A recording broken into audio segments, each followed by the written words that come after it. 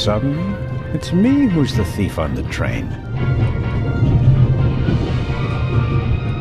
Whoops, that was easier than expected.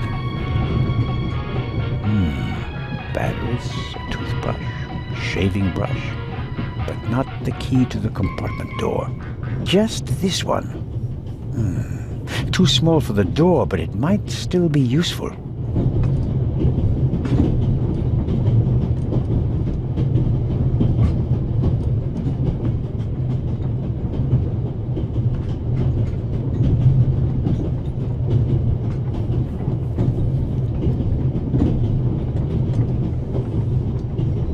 Mrs. Miller? Yes? Thank you for your hairpin, Mrs. Miller. It really got me out of a jam. Oh, really? That's good to hear. And thank you for bringing it back to me. Not everybody would have. I'm a Swiss policeman, madam. I couldn't do otherwise even if I tried. Goodbye, Mrs. Miller. Goodbye, Constable.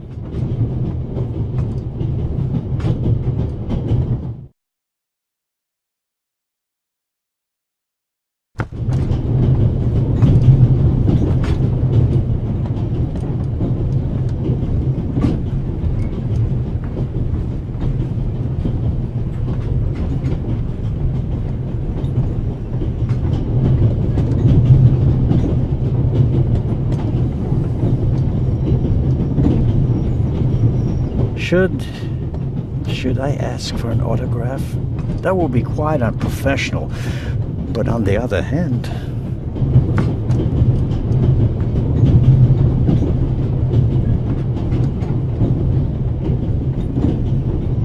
The butler, this James, seems to have escaped the Baroness. Good day to you, sir. Can I be of any assistance, sir? I wanted to ask you a few questions. Where did you and the Baroness board the train? In Paris, sir. The Baroness was there on behalf of a charity that she supported for many years. So you weren't in London when they broke into the British Museum? We may have been, actually. We left for Dover bright and early the morning after the burglary. But it was in Paris when we first heard of it. The morning paper in London didn't mention the unfortunate event, sir. And just 2 days later, you're on a train bound for Switzerland. The Baroness certainly gets around. Indeed, sir. We are practically always on the go.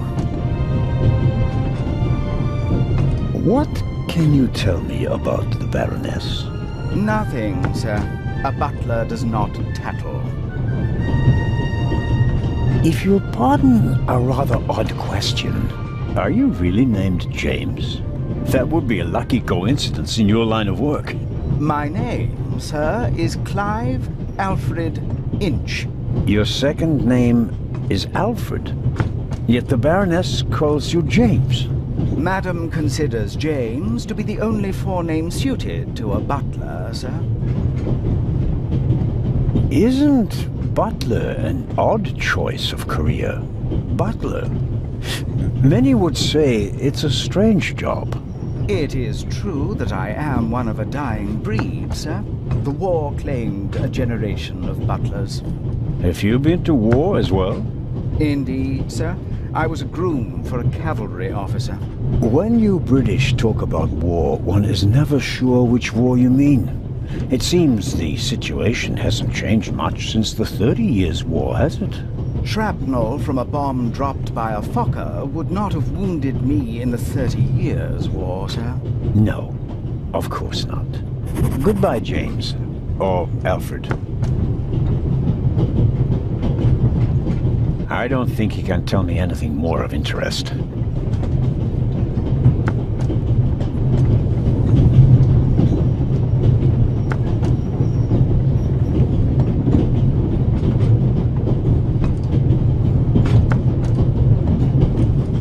Hey, Matt. The violinist really did steal the purse. Well observed. I knew it! I bet he's got more stuff planned. I'll stay here and keep an eye on him secretly, okay? Sounds like a plan. I'll inform the authorities in Venice. They'll decide what to do with him.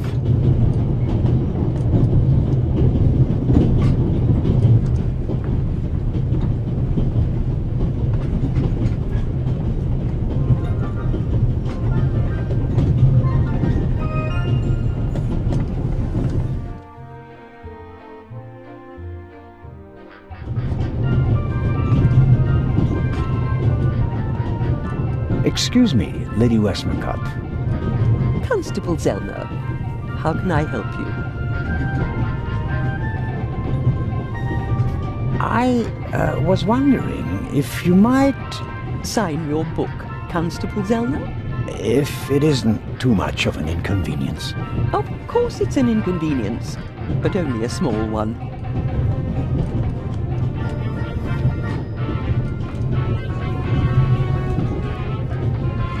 You are welcome.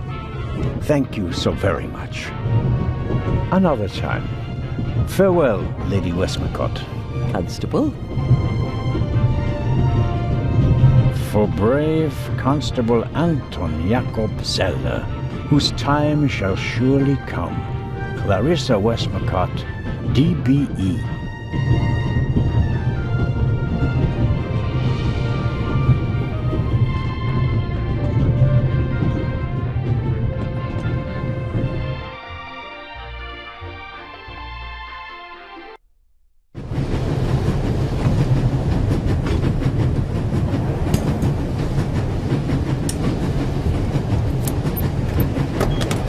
That's it. There we go. This should help.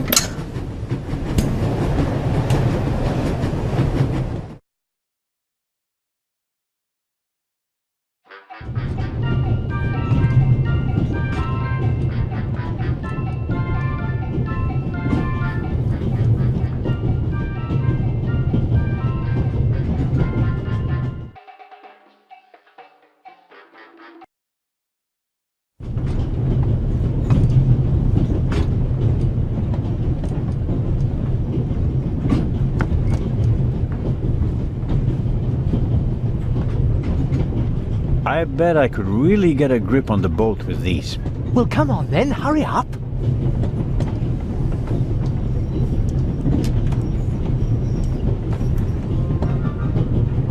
Hello? I barely left the window ajar. Nothing to see.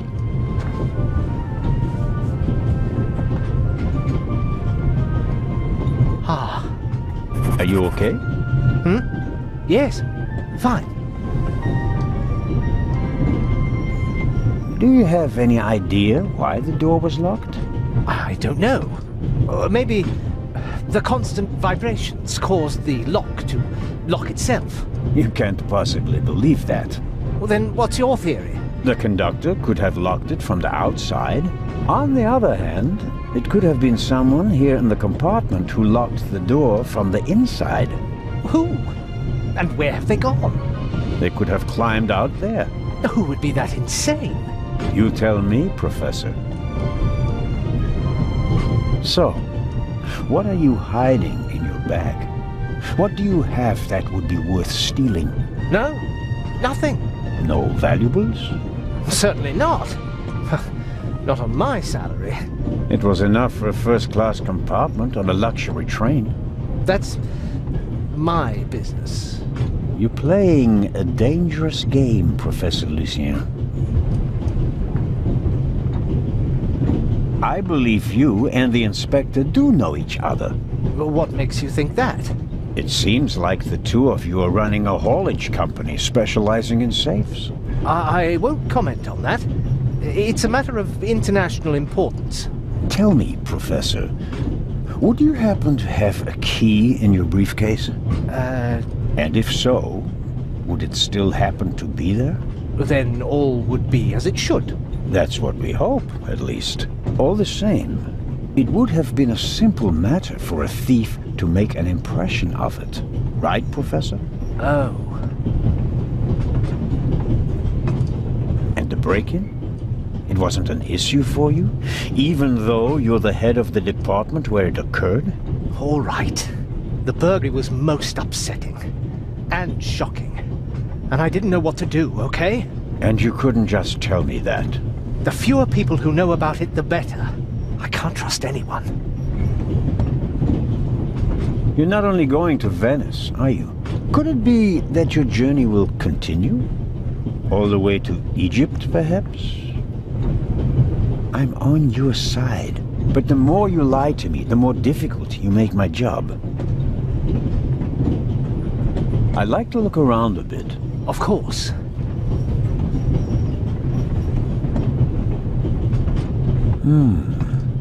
Assuming there really was someone in the compartment, and he climbed out the window, where's he gone? Did the burglar leave any clues? Here's something. Might be fingerprints.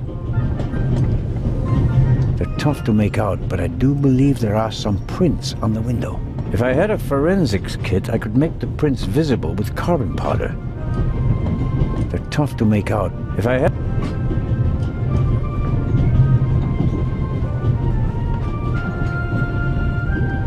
Wow.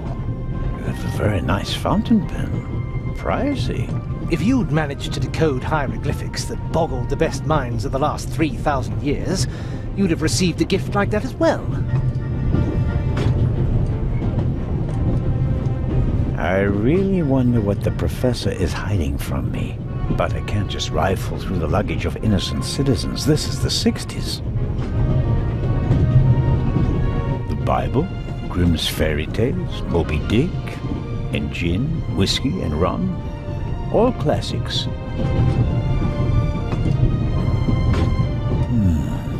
No, nothing interesting.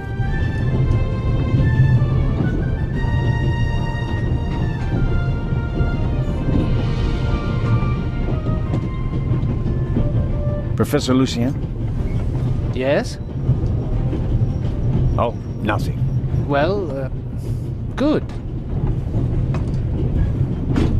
Goodbye, Professor. Goodbye.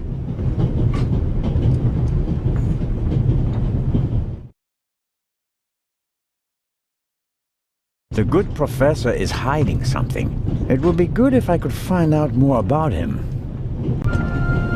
I don't think the bear... And she's not the most...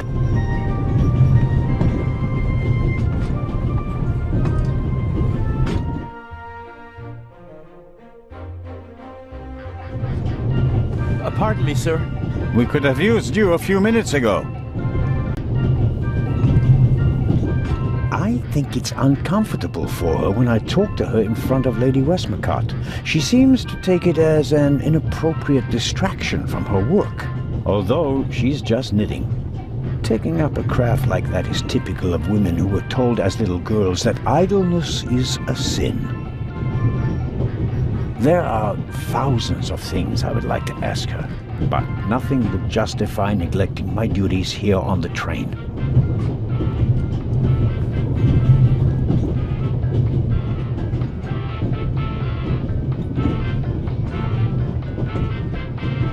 I'd better let him read his newspaper if I don't have any pressing questions.